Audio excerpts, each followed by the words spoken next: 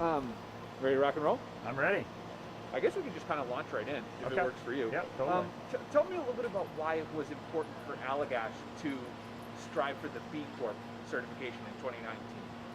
You know, once we started looking into B Corp, it was something that we really felt was a good movement for us, and was kind of a continued direction, continued movement in a direction we had already kind of started. We were doing a lot of the things that are components of the B Corp certification, but adding that outside certification body, like basically holding us more accountable for some of the efforts that we've made for Planet, for community, for our staff members, was really something that we were proud to do. So why was it important before the B Corp certification to do all of these things? Treating our employees well, treating the environment well, being a good community member has kind of just been in our DNA from the beginning, and that comes from Rob Todd, our owner. It's been important to him from the beginning when we were very, very small, and as we've grown, it's just been a part of what we do here.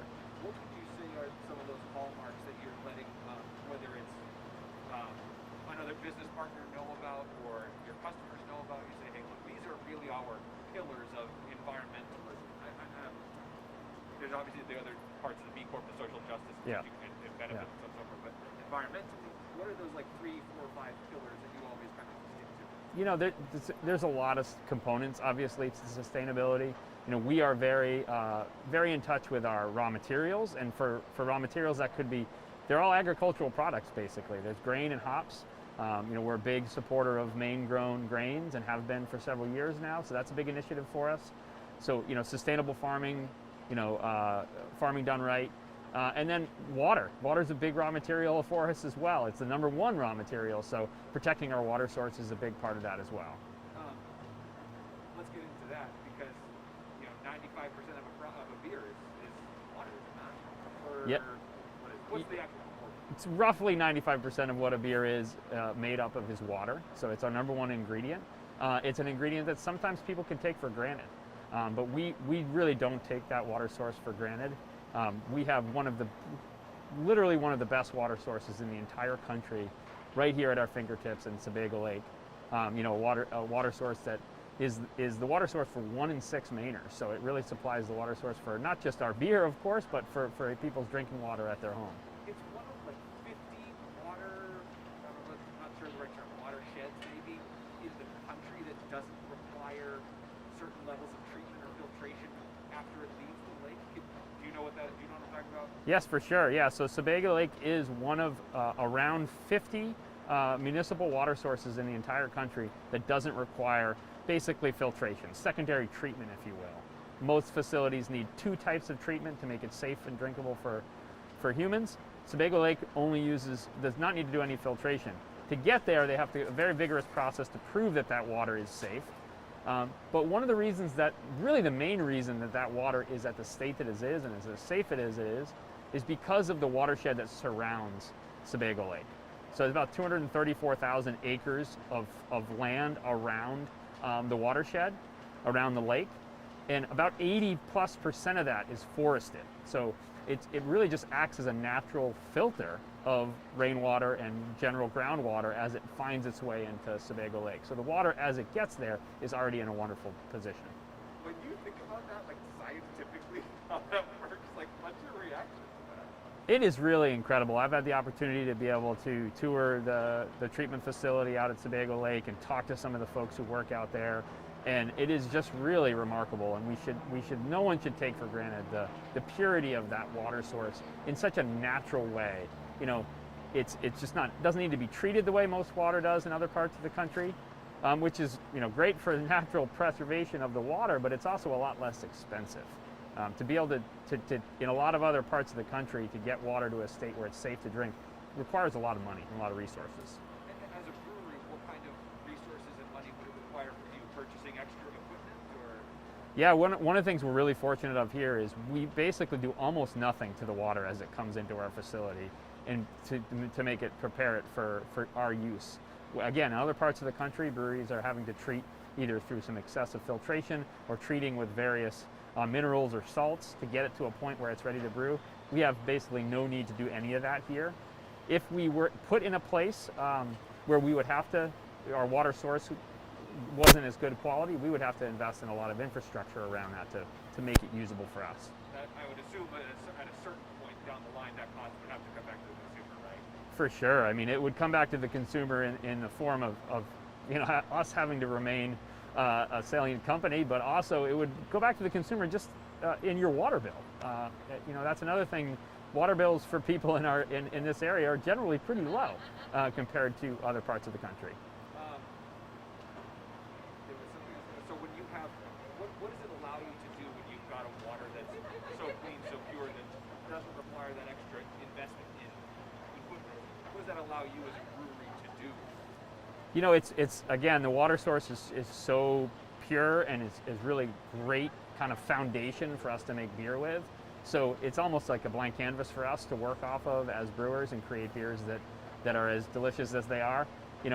Anyone who lives in this area knows that we have a lot of breweries around here, and depending on which survey you look at, highest breweries per capita of any other state. I think our water source has a little something to do with that. The beer is tasty around here, and the lake has something to do with that. You more mentioned there is like very little you have to do to it. What do you have to do? The only treatment we do on site is a pH adjustment, just to make it work in our brewing process, a small pH adjustment. We also have very light filtration just in case there's any sediment, but some of that is just, the filtration is almost unnecessary given the purity of the water. That's pretty cool. That's pretty awesome. Totally. Yeah. When you say pH adjustment, what is that, like something for alkalinity, or what is that? Yeah, the water comes to us, around 7 pH, 7 to 7.5 pH, and we'll usually adjust it down to get at least in the 6 range. And again, that just has to do with the process of making beer. Likes the water to be a little bit lower in pH, so we just do a little bit of natural treatment to get that there. I guess in this regard, you guys and other breweries around are trying to make sure that they let me rephrase it this way. Hi, sorry, am I in your way? Oh yeah, absolutely. Just don't hit the camera, Jill. No, I can move. No, I'll be gone in 1 moment. Okay. I'm gonna let her back out first because of the car noise. Fair enough. You're good.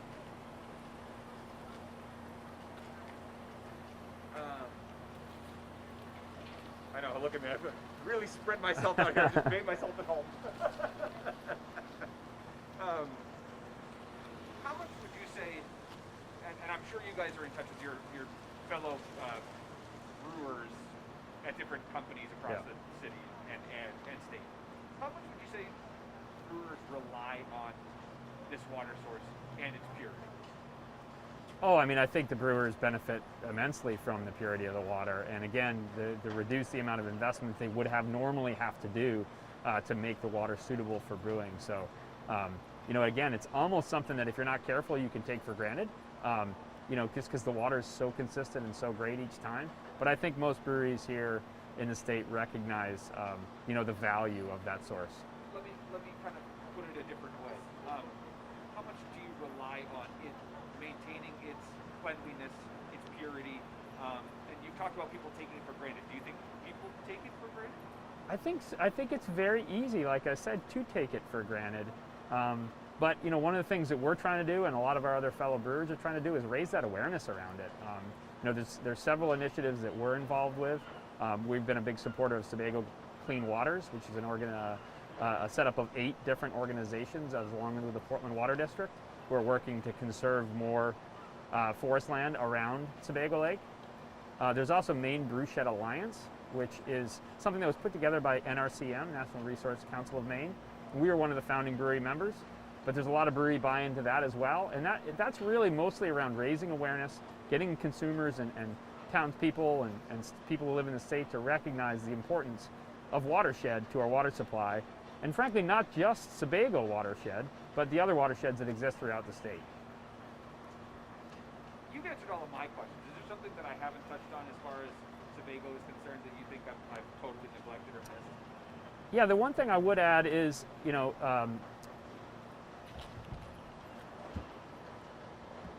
should I pause for a moment? No, you're good. Okay. You are golden. Okay. So as I mentioned, there's roughly 234,000 acres of land in the watershed around Sebago Lake. But at this point, only about 11% of that land is preserved, is in a state of conservation, if you will. And one of the things Sebago Clean Waters is really working hard to do is to up that percentage up to 25% or more, to really extend the protection of the watershed and therefore the protection of our water source. And that benefits you guys down the line too. Yeah, it benefits us as breweries, but it benefits everybody. You know, the water we use, obviously we use it to make beer, but it's the same water everybody drinks in their homes. There you go. I think you nailed it. Cool. You feel good? Ah, it works for me.